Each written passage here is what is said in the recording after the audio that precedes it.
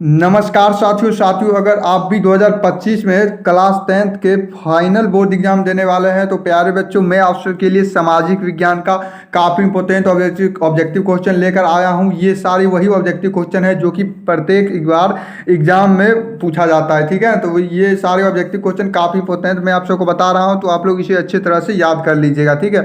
और चैनल पे नए होंगे तो आप लोग चैनल को जरूर सब्सक्राइब कर लीजिएगा ताकि इसी चैनल के माध्यम से आप लोग को बोर्ड एग्जाम की संपूर्ण तैयारी करवाई जाएगी, ठीक है ना। तो देखिए यहाँ पे आप लोग का पहला क्वेश्चन क्या रहने वाला है, काफ़ी इंपॉर्टेंट क्वेश्चन है आपका। भारत में वित्तीय वर्ष होता है, तो हम लोग जानते हैं कि भारत में वित्तीय वर्ष 1 अप्रैल से 31 मार्च तक होता है। कब तक होता है प्यारे बच्चों भारत में वित्तीय वर्ष? तो 1 अप्रैल से 31 मार्च तक। ऑप्शन नंबर सी जो हो जाएगा इसका बिल्कुल सही जवाब हो जाएगा। अगला क्वेश्चन देखिए आपका क्या है प्यारे बच्चों। वृहद क्षेत्र में जल की उपस्थिति के कारण ही पृथ्वी को क्या कहा जाता है? तो नीला ग्रह कहा जाता है। काफी इंपॉर्टेंट ऑब्जेक्टिव क्वेश्चन है। वृहद क्षेत्र में जल की उपस्थिति के कारण ही पृथ्वी को नीला ग्रह कहा जाता है, यानी कि ऑप्शन नंबर बी जो हो जाएगा इसका सही हो जाएगा, ठीक है ना। नेक्स्ट क्वेश्चन देखिए आपके पास है, सूचना का अधिकार अधिनियम कब लागू हुआ? जल्दी बताइए आप लोग, सूचना का अधिकार अधिनियम कब लागू हुआ प्यारे बच्चों? तो आपका इसका जो राइट आंसर हो जाएगा 2005 ईस्वी में लागू हुआ। कब हुआ था सूचना अधिकार अधिनियम? 2005 ईस्वी में। तो 3 का जो राइट आंसर आपका ऑप्शन नंबर बी हो जाएगा, ठीक है ना। नेक्स्ट सवाल देखिए आपका क्या है प्यारे बच्चों। वर्तमान में नेपाल की शासन प्रणाली क्या थी? यानी कि फिलहाल जो वर्तमान है उसमें नेपाल की शासन प्रणाली कैसी है? तो लोकतांत्रिक है, ठीक है। कैसी है प्यारे बच्चों? तो लोकतांत्रिक इसका सही हो जाएगा, ठीक है ना। नेक्स्ट क्वेश्चन देखिए आपका क्या है। क्वेश्चन नंबर 5 है आपका, राजनीतिक दलों की मान्यता और उसका चिन्ह किसके द्वारा प्रदान किया जाता है? यानी कि जो राजनीतिक दल होता है ना उसका मान्यता एवं चिन्ह किसके द्वारा प्रदान किया जाता है? तो आप लोग याद रखिएगा कि निर्वाचन आयोग के द्वारा प्रदान किया जाता है। तो 5 का जो राइट आंसर आपका ऑप्शन नंबर सी हो जाएगा। नेक्स्ट सवाल देखिए आपका क्या है। भारतीय संविधान के अनुच्छेद 19 में क्या पूछा जा रहा है? भारतीय संविधान के अनुच्छेद 19 में देश के सभी नागरिकों को कौन सा मूल अधिकार मिला था? यानी कि अनुच्छेद 19 में कौन सा मूल अधिकार मिला था वो हमें बताना है। तो आप लोग याद रखिएगा कि स्वतंत्रता का अधिकार मिला था। कौन सा अधिकार मिला था प्यारे बच्चों? स्वतंत्रता का अधिकार। ऑप्शन नंबर ए जो दिया गया है बिल्कुल सही जवाब हो जाएगा, ठीक है। नेक्स्ट क्वेश्चन आप लोग देखिए, क्वेश्चन क्या है आपका। टीपू सुल्तान शासक थे, तो हम लोग जानते हैं कि टीपू सुल्तान आपका मैसूर के शासक थे। कहाँ के थे? मैसूर के। ऑप्शन नंबर ए इसका सही हो जाएगा। नेक्स्ट क्वेश्चन देखिए, क्वेश्चन नंबर 8 है आपका, जलियांवाला बाग हत्याकांड कब किया गया था? तो हम लोग जानते हैं कि जलियांवाला बाग हत्याकांड 13 अप्रैल 1919 ईस्वी में किया गया था। ये जो क्वेश्चन है प्यारे बच्चों, जलियांवाला बाग हत्याकांड कई बार एग्जाम में पूछा गया है, इस बार भी हो सकता है पूछा जाए, तो आप लोग जरूर याद रखिएगा, ठीक है ना। मैं आप सबको जितना भी ऑब्जेक्टिव क्वेश्चन बता रहा हूँ और सब्जेक्टिव बताने वाला हूँ अगली वीडियो में, तो आप वो सारे ऑब्जेक्टिव और सब्जेक्टिव क्वेश्चन रिवाइज कर लेते हैं तो एग्जाम में आप लोग को 400 प्लस नंबर जरूर आ जाएगा, ठीक है ना। जैसा मैं कहता हूँ वैसा आप करते जाइए। नेक्स्ट क्वेश्चन है आपके पास, निम्नलिखित नदियों में से किसे बिहार का शोक कहा जाता है? यानी कि बिहार का शोक कौन सा नदी को कहा जाता है? तो कोसी नदी को बिहार का शोक कहा जाता है। याद रखिएगा कौन सी नदी को कहा जाता है बिहार का शोक प्यारे बच्चों? तो कोसी नदी आपका हो जाएगा, ठीक है। नेक्स्ट क्वेश्चन देखिएगा आपका, क्वेश्चन नंबर 10 है, काफी इंपॉर्टेंट क्वेश्चन है प्यारे बच्चों, ध्यान दीजिएगा। सिखों के 10वें और अंतिम गुरु श्री गोविंद सिंह का जन्म बिहार के किस नगर में हुआ? यानी कि पूछा जा रहा है कौन सा बिहार के किस नगर में हुआ गुरु गोविंद सिंह का जन्म? तो हम लोग जानते हैं कि गुरु गोविंद सिंह का जन्म प्यारे बच्चों आपका पटना में हुआ था। ऑप्शन नंबर सी जो दिया गया है इसका बिल्कुल सही जवाब हो जाएगा, ठीक है ना। नेक्स्ट क्वेश्चन देखिए आपका क्या है, अंकोर वाट के मंदिर का निर्माण किस शासक के द्वारा करवाया गया? तो याद रखिएगा कि सूर्य वर्णम द्वितीय के द्वारा करवाया गया। क्या करवाया गया प्यारे बच्चों? तो अंकोर वाटिका का मंदिर का निर्माण करवाया गया सूर्य वर्णम द्वितीय के द्वारा, यानी कि ऑप्शन नंबर ए जो हो जाएगा इसका सही हो जाएगा। नेक्स्ट क्वेश्चन देखिए आपका है, पंचायती राज व्यवस्था सर्वप्रथम किस राज्य में लागू हुआ? यानी कि पंचायती राज व्यवस्था सर्वप्रथम किस राज्य में लागू हुआ? तो ध्यान रखिएगा कि ये आपका बिहार में लागू हुआ। सबसे पहले जो पंचायती राज व्यवस्था हुआ ना वो सबसे पहले बिहार में लागू हुआ, याद रखिएगा आप लोग, ठीक है ना। नेक्स्ट क्वेश्चन देखिए, क्वेश्चन नंबर 13 है आपका, योजना आयोग को भंग कर कौन सा आयोग बनाया गया, यानी कि एक योजना आयोग था, ठीक है, उसको भंग कर कौन सा आयोग बनाया गया प्यारे बच्चों, तो याद रखिएगा कि नीति आयोग बनाया गया। ऑप्शन नंबर ए जो हो जाएगा इसका बिल्कुल सही जवाब हो जाएगा। अगला क्वेश्चन है आपके पास, निम्न में कौन सा बीमारू राज्य है, तो यहाँ पे बिहार जो हो जाएगा आपका बीमारू राज्य हो जाएगा। कौन सा राज्य हो जाएगा प्यारे बच्चों, तो बीमारू राज्य, यानी कि ऑप्शन नंबर ए हो जाएगा सही, ठीक है।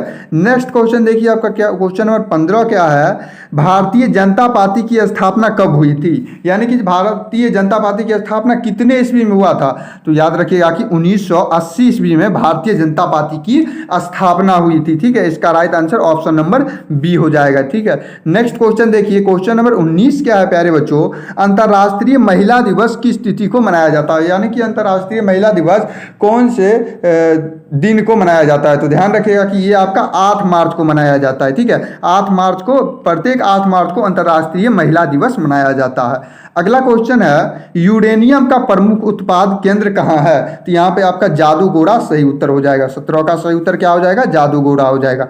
नेक्स्ट क्वेश्चन देखिए आपका क्या है, सुनामी कहाँ आती है, हम लोग जानते हैं कि सुनामी, ये जो क्वेश्चन है आपका आपदा से संबंधित है, और सुनामी आपका समुद्र में आती है, तो 18 का जो राइट आंसर आपका ऑप्शन नंबर बी बिल्कुल सही जवाब हो जाएगा। अगला क्वेश्चन देखिए प्यारे बच्चों क्या है आपका, लोकतंत्र की सफलता निर्भर किस पर करती है, तो ध्यान रखिएगा कि लोकतंत्र की सफलता आपका नागरिकों के विवेकपूर्ण सहभागिता पर निर्भर करती है। किस पर निर्भर करती है, नागरिकों के लोकपूर्ण सहभागिता पर निर्भर करती है, ध्यान रखिएगा, ठीक है ना। नेक्स्ट क्वेश्चन देखिए, क्वेश्चन नंबर 20 क्या है आपका, किसने कहा बिहार के विकास के बिना भारत का विकास संभव ही नहीं है, यानी कि किसने कहा बिहार के विकास के बिना भारत का विकास संभव नहीं है, तो एपीजे अब्दुल कलाम ने कहा था। किसने कहा था प्यारे बच्चों, एपीजे अब्दुल कलाम, जो कि भारतीय साइंटिस्ट है, ठीक है।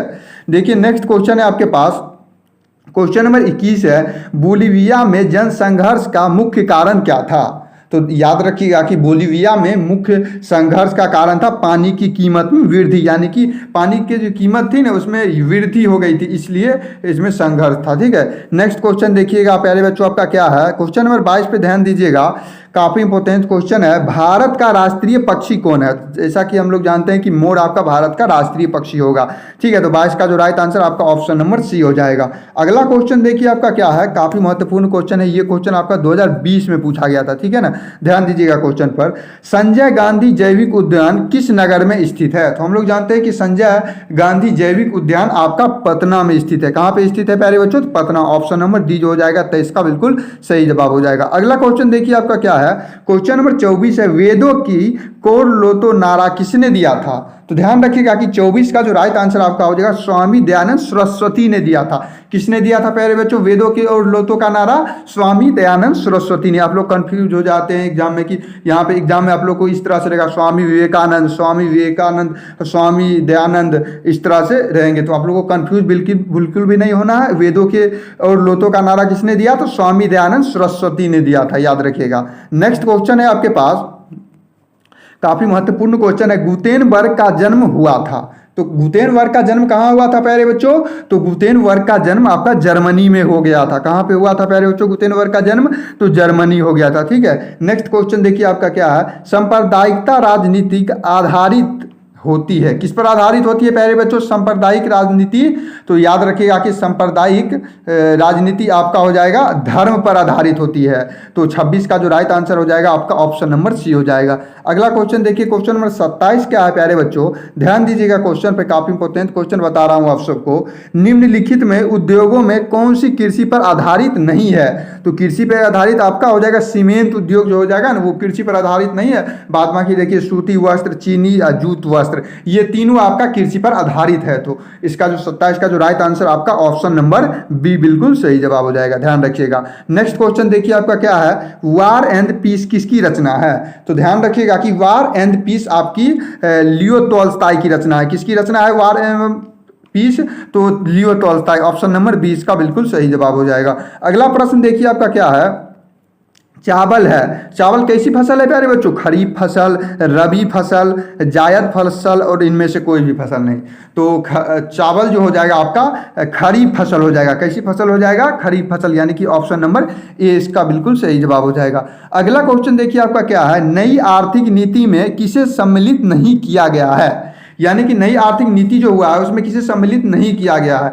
ध्यान दीजिएगा, आपके पास ऑप्शन है नियंत्रित अर्थव्यवस्था, उदारीकरण, वैश्वीकरण और इनमें से कोई नहीं। तो आपका नियंत्रित अर्थव्यवस्था को नई आर्थिक नीति में सम्मिलित नहीं किया गया है। तो यानी कि 30 का जो राइट आंसर आपका ऑप्शन नंबर ए इसका बिल्कुल सही जवाब हो जाएगा। प्यारे बच्चों, इस वीडियो में मैंने 30 ही ऑब्जेक्टिव क्वेश्चन को चुना था जो कि आप लोग को बता दिया हूं। तो आप लोग इसे अच्छी तरह से रिवाइज करते रहिएगा और वीडियो पसंद आया होगा तो आप लोग चैनल को सब्सक्राइब कर लीजिएगा, ठीक है ना, और अपने दोस्तों को भी शेयर कर दीजिएगा ताकि उसका भी हेल्प हो सके।